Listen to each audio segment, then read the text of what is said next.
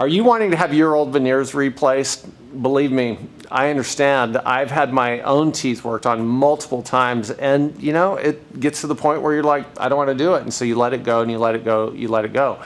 One of the big hassles with getting veneers remade is the temporaries. You don't want to have to wear them. You don't want to have to come back.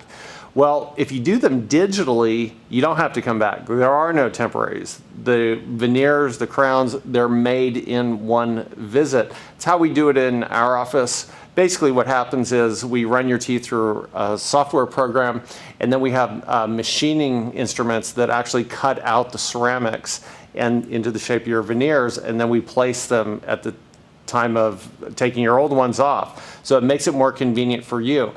If you want your shades to be a little bit lighter or a little bit darker from what we made, we have the power to change them on site at the time of doing that.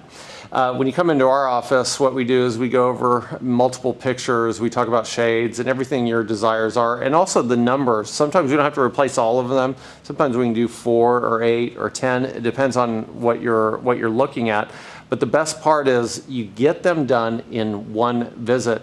Make sure you talk to your dentist about options when it comes to replacing your old veneers.